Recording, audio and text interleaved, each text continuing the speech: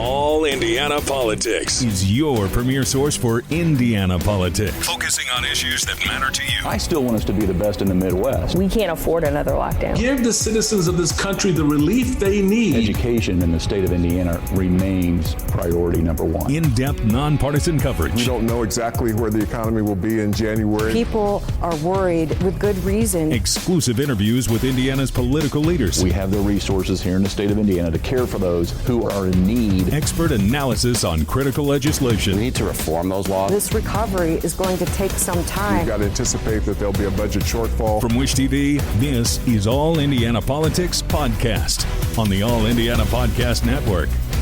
I'm Garrett Bergquist, government reporter for Wish TV and the producer of All Indiana Politics. It's up to you to decide who will represent Indiana in the U.S. Senate beginning next year. Current Senator Mike Braun is running for governor rather than seeking a second 6-year Senate term. That announcement scrambled Hoosier politics. Running to succeed him are Republican Jim Banks, Democrat Valerie McCray, and Libertarian Andrew Horning. Horning is no stranger to Indiana ballots. He's a longtime Libertarian who has run for governor and for Senate in previous years. He tells me he's running against what he calls an unconstitutional two-party system. Let's bring in the Libertarian candidate for U.S. Senate, Andrew Horning. Welcome to the show. It's good to be here. Thank you. Why are you running for the Senate? Anytime I've ever run for office, I'm the only constitutionalist running in that slot. And I'm the only one who can actually challenge the crony network that we know is corrupt. And, everybody says this two-party system is divisive. We know that it's tearing us to bits even within families. We know that the money in politics is ridiculous and has strings attached to it. And I'm the only one who can challenge any of that. And I've been opposing this for 30 years now. And I'm actually the only one actually even running for the constitutional role of U.S. Senate, because nobody else is in any way, offering to protect Indiana from federal encroachment. And that was the whole point of the bicameral Congress in the U.S. Senate. And you've essentially said that the nation's biggest problem is what you call an unconstitutional two-party system. What do you mean by that? Well, we've been warned, from George Washington's farewell address when he warned us against political parties and specifically against having only two factions that divide us. We've been warned that, and of course it was made unconstitutional. I tried to sue the state over this. And, it's kind of inarguable that there are 6 different classes of human when it comes to ballot access. And there are only, by Indiana code, which is mostly unconstitutional, there are only 2 major political parties allowed. We didn't used to have political primaries until the 1970s. And so you think about what happened since World War II that drove us into what we now call a two-party system. It's mostly corruption, and it's the collusion of 2 private organizations, which are, by the way, corporations in a business. It's a multi-billion-dollar industry that is basically owned by the Democratic and Republican parties. That is not only unconstitutional, but it really should be a RICO case. The economy is playing a big role in this election, especially inflation and the cost of housing. What's your plan to address those 2 issues?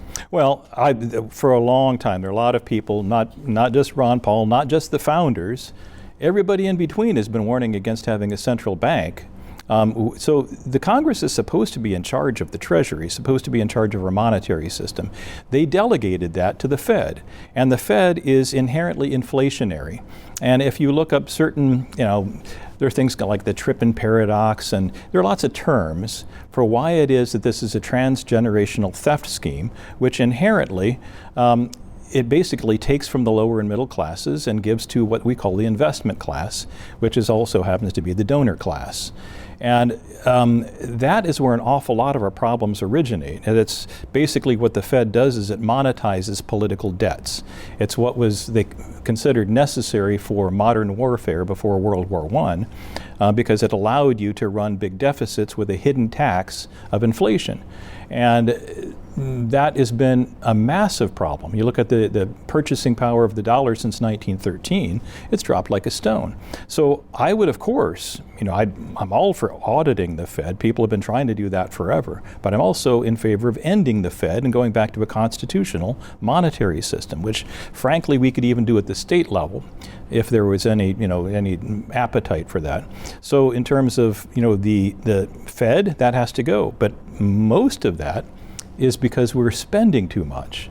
If we were spending a lot less, if the government were restricted to only its constitutional roles, our government would not need as much in taxation, would not need the Fed, and we could eliminate income tax and replace it with nothing. So going back, though, to the issue of the cost of housing and inflation, so you believe that that ultimately stems from the issue of government policy? It's all related. It's all related to the purchasing power of the dollar has been used against us. And so it's been, gone through several gyrations. It's mostly related to the Fed and spending. And so every dollar that the government sends overseas, for instance, has to be printed because we don't have that money. We're deeply in debt. And when people talk about the $35 trillion in debt, they're not including the unfunded liabilities that are supporting Social Security and Medicare. So if we were to be honest about how much we actually owe, we're talking well into the 200s of trillions of dollars. And so that is not payable. We're going to default on our debt, especially since the BRICS nations have been aligning against us because of our use of monetary and military sanctions. They're de-dollarizing now. And so those inflated dollars that used to be, we used to count on that for the so-called petrodollar system, those are going to be coming back to the United States without a market. So inflation is really only starting to get bad. And we could see Weimar Republic, Venezuela-style inflation if we don't get this under control. Since you brought it up, what's your plan for getting the national debt under control? The official figure is $35 trillion and climbing. Yeah, well, obviously we have to stop spending so dang much. The fact that we are funding both sides of every conflict on the planet, we arm and train our enemies, we're sending foreign aid to places that we do not have that money. So, whatever good intentions are behind the bleeding of money for illegal aliens and foreign countries and war, we don't have the money. And if we were at all serious, we would be acting like humans with our own budgets. And we would say, we have to cut stuff. We have to cut Netflix. We have to cut, we can't buy a new car. Our country can't give money to other countries. We can't keep spending so much on the military-industrial complex that Eisenhower warned us about. So to be clear, so you would advocate cutting foreign aid as well as military spending? Absolutely. What about Medicare, Medicaid, Social Security? Those are some of the biggest chunks of the whole budget. Then you've got all the discretionary. So if we cut enough, we can keep the promises we've made with Social Security and Medicare, but we will have to change the way we fund it. Because we're losing population, people are not having babies like they used to, fertility rates are dropping, and the funding for Social Security and Medicare depend on a growing population. We have to change the way we fund it, and some people have advocated phasing it out over time, replacing it with a different kind of system. But nobody is serious, on the Libertarian side anyway, about cutting benefits the way Republicans and Democrats are. They are already talking about how by 2035 we have to reduce benefits. And they're basically saying, with inflation being what it is, we're drastically reducing benefits for Social Security. And that's on the way right now, and nobody's doing anything to stop that. So only Libertarians really have been proposing a means to keep our promises with Social Security and Medicare while finding new ways to fund those promises.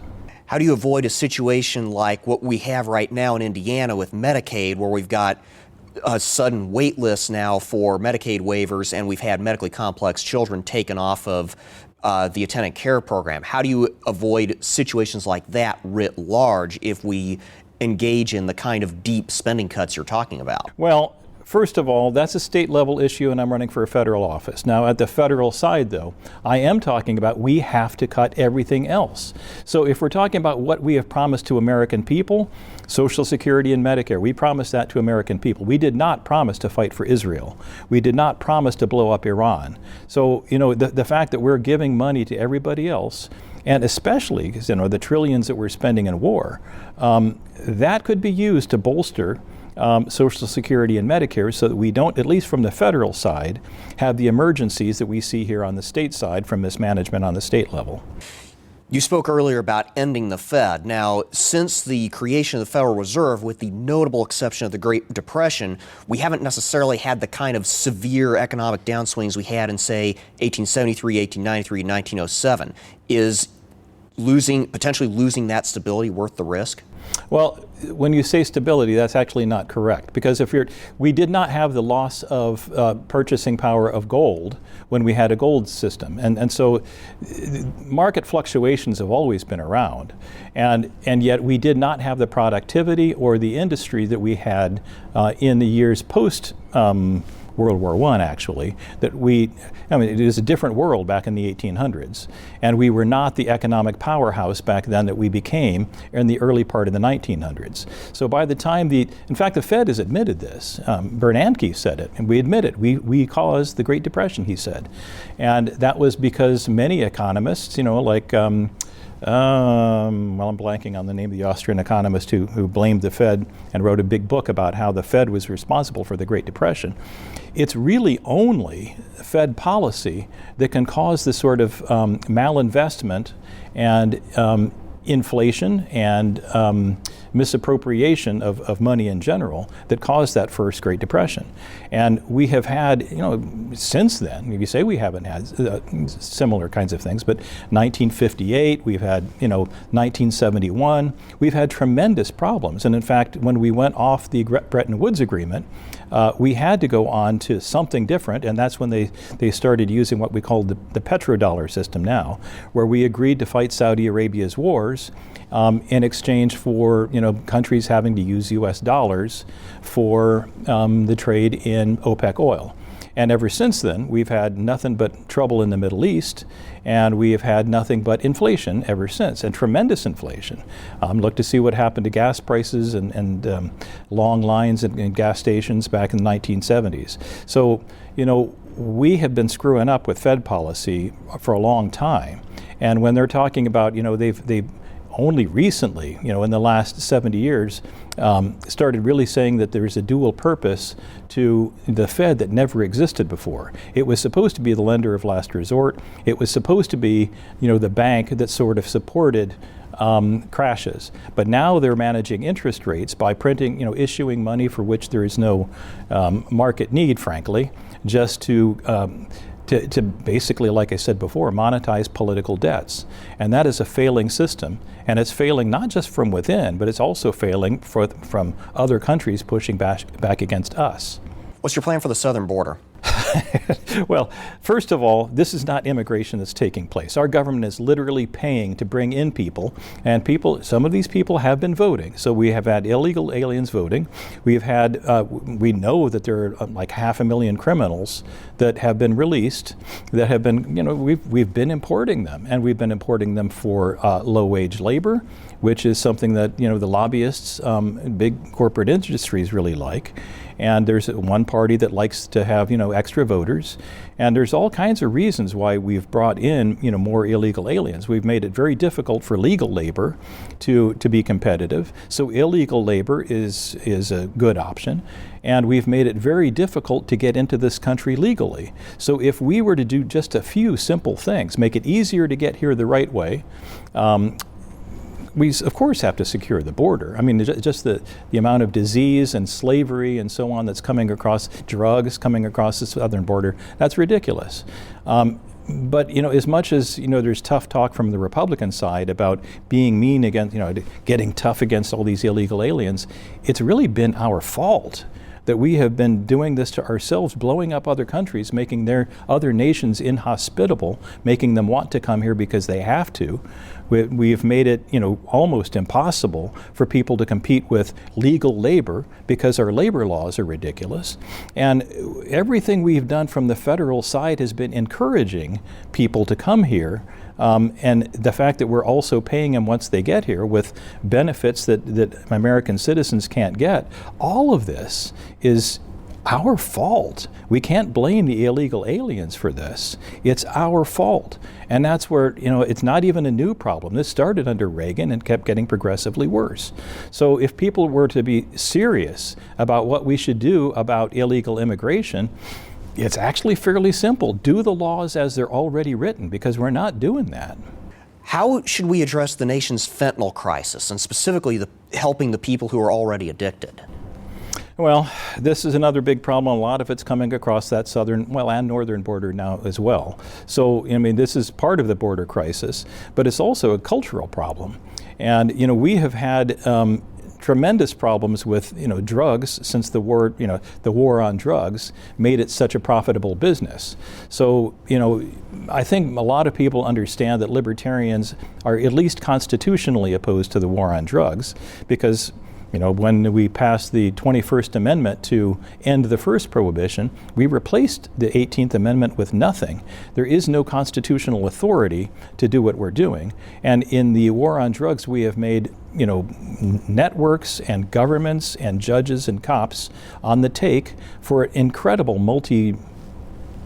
certainly multi-billion-dollar industry in illegal drugs. And this is also something that the Chinese are frankly using against us as well. And it's, you know, it's understandable why they would do that, because we're an easy target for drugs, because our culture is pretty sick right now. And if we had a healthier culture that was a little bit more sensible about mental disease and psychological disorders, and where, you know, we put our kids on SSRIs in schools. You know, we've made drugs a big business in this industry from the legal side. Just say no to some other drugs does not make a lot of sense to people, because everybody's on drugs these days in schools. So we've got a terrible cultural problem. As far as the legal issues associated with it, we already mentioned the problem with, you know, coming across the southern border, and that's actually fairly simple to solve if we would tighten up the border and just follow the constitutional laws.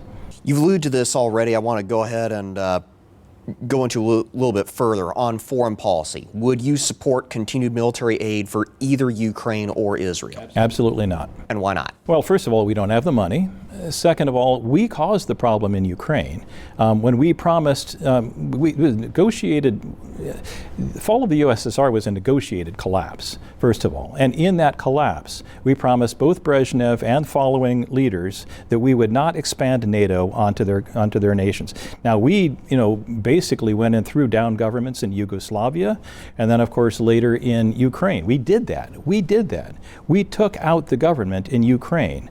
And Russia warned us against that at the time. They warned us before that. And they gave us plenty of warning when we expanded NATO into other countries, and when we, you know, threatened to expand NATO onto Georgia, and they attacked Georgia. There's no secret in any of this. We never gave up on the Cold War.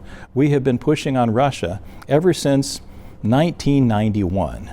So for us to say that this was an unexpected thing, when obviously, you know, Russia did what it had to do, it thought, in order to protect what its weakest area traditionally has always been. They were attacked pretty seriously, lost millions of people twice through Ukraine when the, you know, Western allies attacked Russia. So, you know, the fact that we chose probably the most corrupt government in the world to support as, you know, our ally in this, when they're not in, we never wanted them in NATO because of the corruption, and yet we're spending so much money over there to keep attacking Russia, when we're basically goading the largest military arsenal in the world into World War III. That's part of it. And you're talking about Israel also. There's only one U.S. House rep who does not have an AIPAC person attached to him. Now, I don't know the full story in the Senate. I don't know that there's anybody who's not closely attached to Israel lobbies, and with a tremendous amount of money that goes along with it. Now, I've got some Jewish blood in me. I'm not anti-Semitic. I am, you know, all in favor of a successful Israel. I want Israel to be successful. But for us to keep doing what we're doing, fighting wars for Netanyahu, and Netanyahu is up on corruption charges himself, and what he has been doing in Gaza and what has been happening with the rape of Palestinian citizens, I mean, there is no excuse for raping Palestinian prisoners. And the way they've been doing that, why we can even say that there's anything good about that, and why we should keep putting money that we don't have into a cause that only can lead to more trouble and expansion, could potentially lead to World War III. We don't need that because we have, look at the allies of Iran, for instance, Russia, China. There is now an Iranian access going into South America.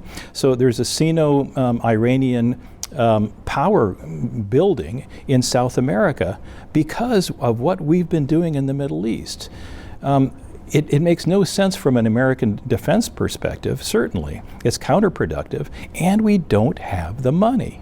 Would you support a federal law either banning or protecting access to abortion services? While governments, here's the big problem. Governments have never been able to stop abortion. I am pro-life. I am pro-life in every respect, anti-war, the whole schmear. But when it comes to whether it actually works, nations that have more access to abortion generally have lower abortion rates.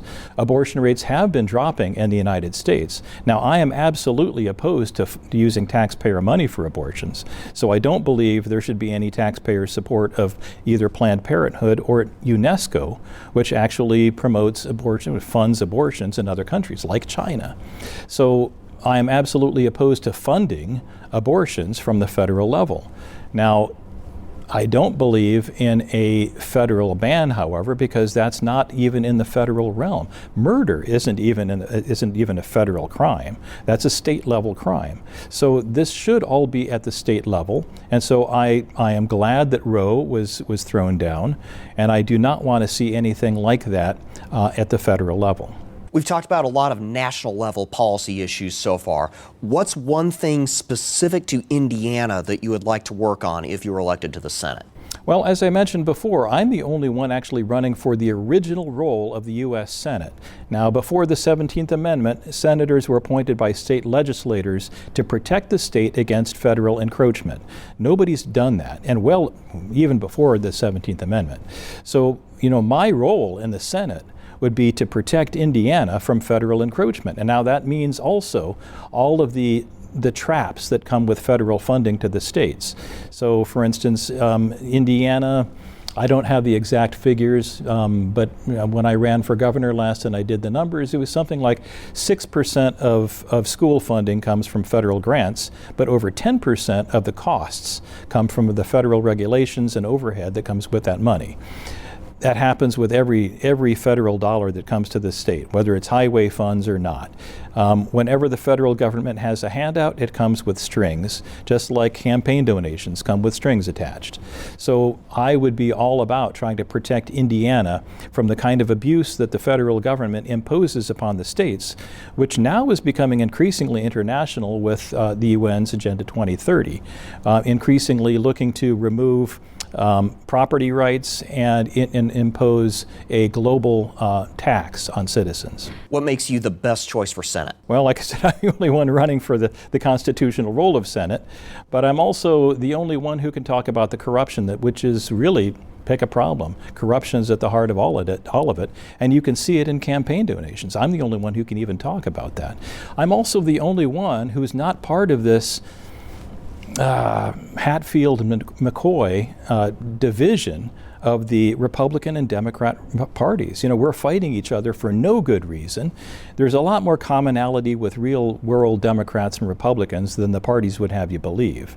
And I am the only candidate who can fit in between that and actually try to be something like a senatorial marriage counselor. Andrew Horning, thank you for joining us. Thank you for having me. That was Andrew Horning, Libertarian candidate for Indiana's U.S. Senate seat. Early voting is now underway and Election Day is on November 5th. Remember, you can catch All Indiana Politics every Sunday morning at 9:30, only on Wish TV. I'm Garrett Bergquist. Thanks for listening. From Wish TV, this is All Indiana Politics Podcast on the All Indiana Podcast Network. Watch All Indiana Politics live Sunday mornings at 9:30 on Wish TV and at wishtv.com. Subscribe to this podcast and listen weekly here on the All Indiana Podcast Network. And be sure to discover even more great podcasts at allindianapodcastnetwork.com.